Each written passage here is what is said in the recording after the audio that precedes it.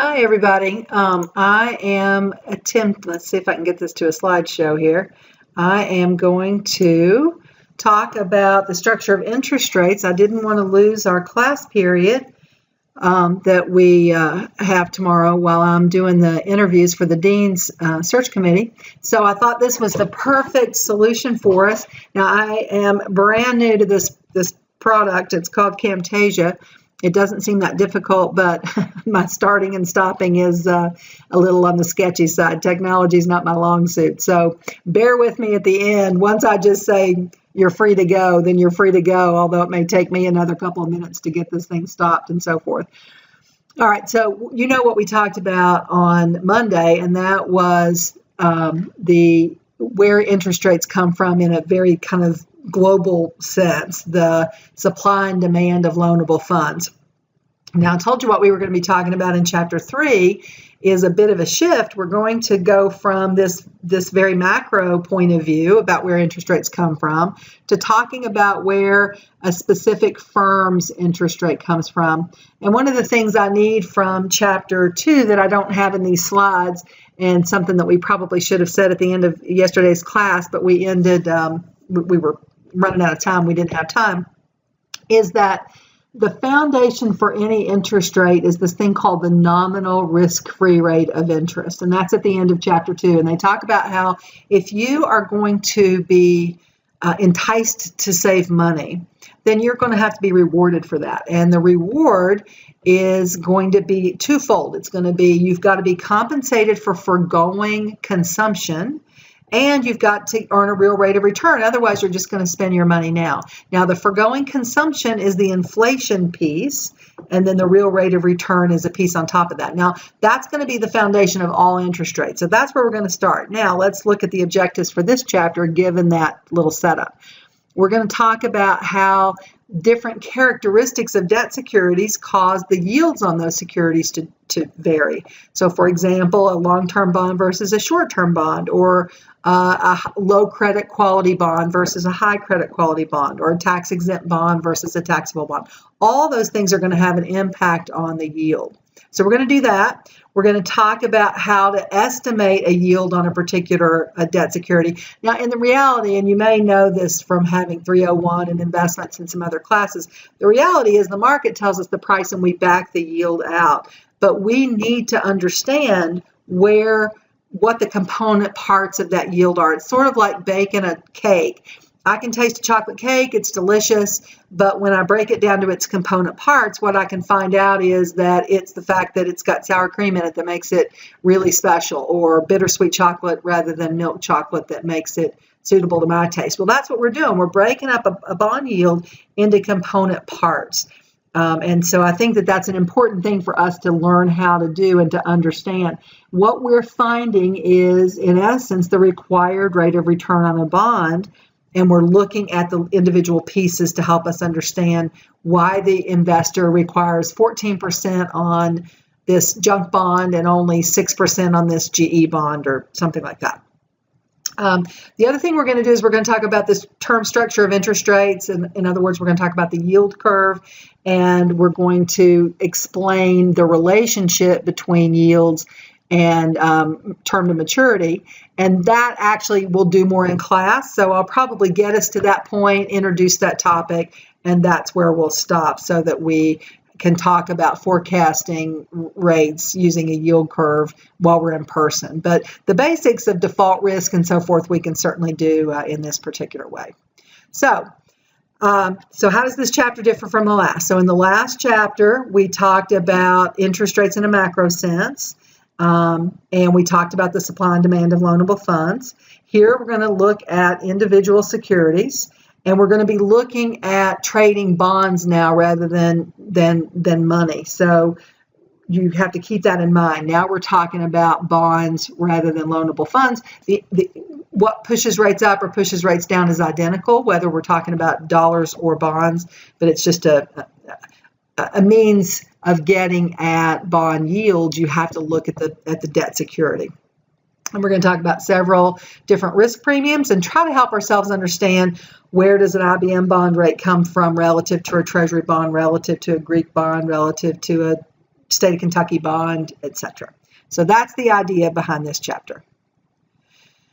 All right, so there's a lot of reasons that debt security yields vary, and so we need a formula here, because what we're going to do is we're going to start with that nominal risk-free rate of return, and we're going to build risk premiums on top of it.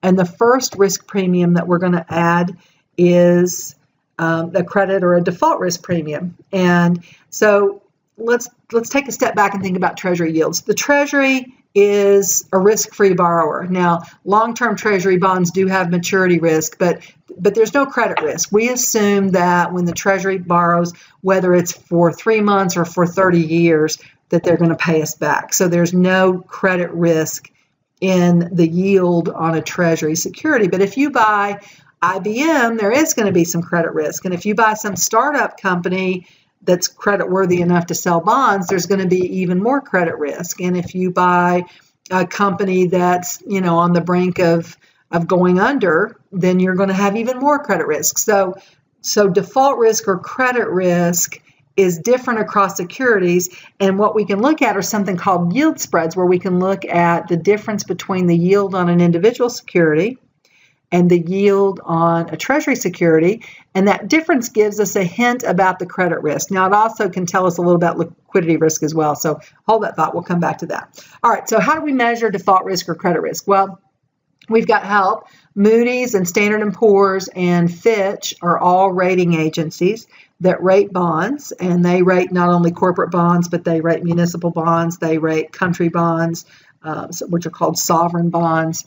And we rely on those ratings to help us understand the riskiness of the investment. And the ratings are specific to default risk. So they're not looking at all risk. They're not looking at the risk of your management team or your industry. They're looking at literally what's the likelihood that you're going to be able to pay back the lender. That's the idea here. And there's a question about whether the credit ratings are accurate or not. The financial crisis brought that question to the forefront because, obviously the rating agencies didn't get that the financial institutions had made some very bad decisions with respect to subprime mortgages, and they still had very high credit ratings. Then when the news came out that things were not as good as what everybody thought, then they downgraded everybody and didn't really try to parse out the difference between those that were making really bad loans and those that were making better loans. So you got to kind of take a credit rating with a little bit of a grain of salt, but they're very important in our marketplace because a lot of things are based on it. Some bank regulations based on it. The investment policies of a lot of institutions are based on ratings. And so when we look at when we look at the ratings here in a second, you'll see that. And then we're going to talk about shifts in credit risk premiums. Okay, so here's what the ratings look like. You have likely seen this in another class. You know that they go from the highest credit quality to the lowest credit quality. You need to draw a line under the line that says medium quality. So AAA, AAA, and BBB are all considered investment grade bonds. So if we drew a line under this place that says medium quality, BAA or BBB, the top 4 ratings are considered investment grade bonds, and everything below that is considered speculative grade or junk bonds. Now, I want to tell you this, that it's really more granular than what we're looking at. There's pluses and minuses within this, so it can be a AA plus and a AA minus and an A plus and an A minus.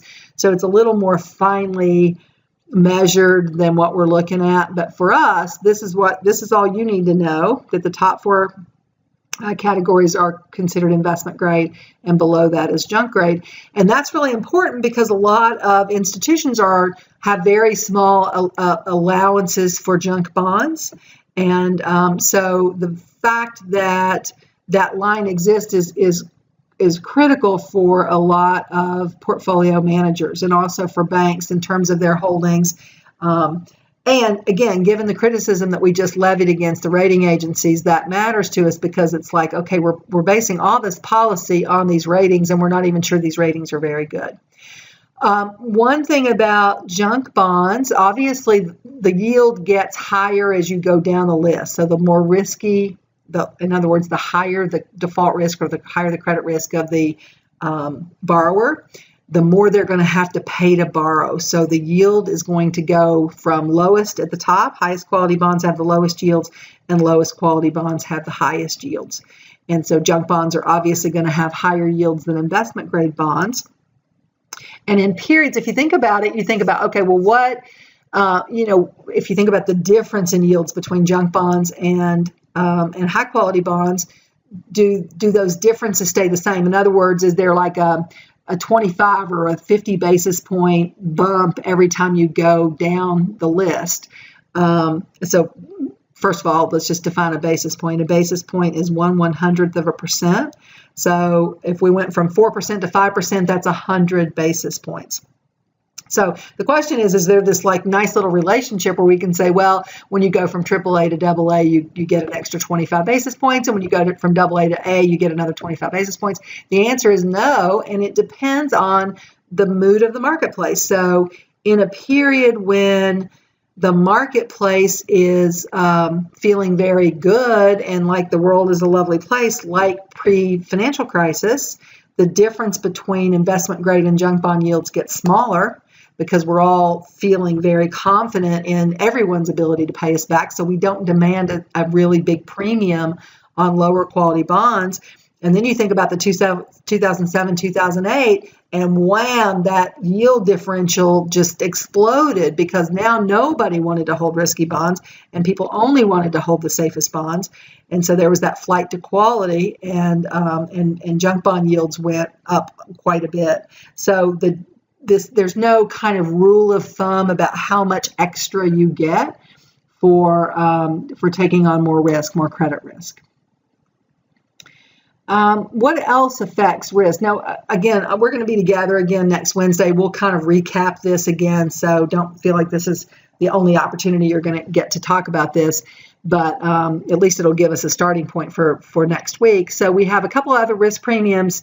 Well, a risk premium and just a characteristic, let's say. Liquidity risk is a very important risk factor, and that is, can I sell this bond, convert my money to cash without losing value? That's liquidity risk. And you know from the financial crisis that markets completely froze.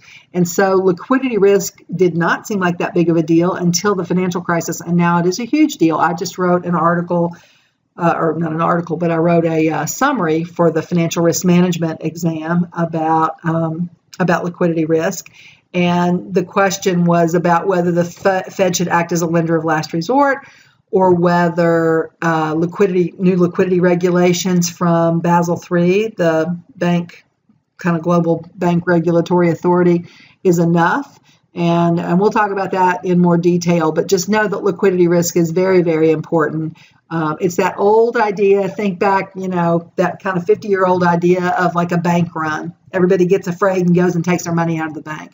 Well, that's liquidity risk, and it can be a real problem. A third factor that we need to consider is the tax status of the bond. And this is only relevant for municipal bonds. Municipal bonds have a tax benefit in that you don't have to pay taxes on the interest that you earn if you buy a municipal bond. Well, what's a municipality?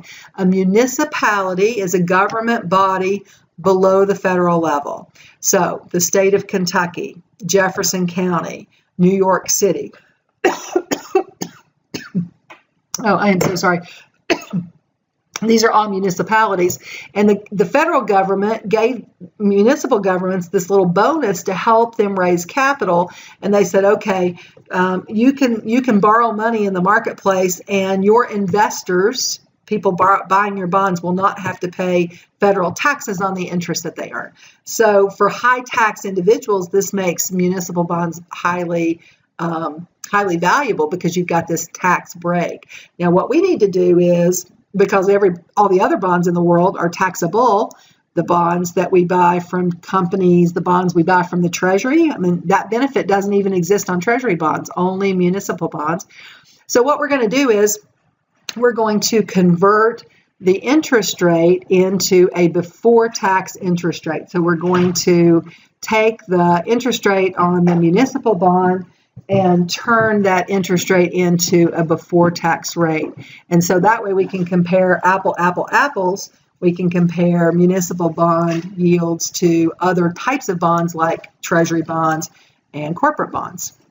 So let's look at how we're going to do that. Now this formula shows us how to take a bond from a before tax rate to an after-tax rate, and that's really not what we want to do because that really doesn't help us with comparability very much. What we want to do is go the other way around. What we want to do is we want to know the after-tax yield, that's the municipal bond rate. We want to divide that by 1 minus the tax rate to gross that up to compare it to all the other before-tax yields out there in the marketplace. So we're going to rearrange the equation to say the yield on the after-tax bond divided by 1 minus T is going to equal the yield on a before-tax bond. So that's called calculating the fully taxable equivalent yield. Now, they say to compute the equivalent before-tax yield. I don't know why they say that because they're actually calculating the after-tax yield. All right, now term to maturity. This is where we're going to pause. This is going to be the end of the discussion. The last risk premium that we need to consider is a maturity risk premium. And what we're going to do is we're going to hold all other risks constant and simply look at the relationship between maturity and yield. And to do that, we're going to have to look at treasury yields. And this is called the term structure of maturity, the term structure of maturity. So what we're going to do with that is we're going to look at 3 theories that explain the term structure. And we are also going to forecast future short-term yields using the term structure of interest rates. And that we're going to do together in class. So this will just kind of give us a head start for Wednesday when we come back together. Make sure you've read chapters 2 and chapter 3 before Wednesday. We're going to get all the way through chapter 3 so that we can work some homework on that day. And we'll be ready then to move on to talking about the Federal Reserve. So you guys have a good day tomorrow while you're not in class. And I will have a good Martin Luther King holiday, and I will see you on next Wednesday. And you're going to be ready to finish up chapter 3, forecast future short-term rates using the yield curve, and then we're going to move on to the Fed. Thanks so much. And remember, getting out of this may take me a minute, so you are free to go. I may be out of here in another minute or so. Thanks. Bye. Okay, let's see.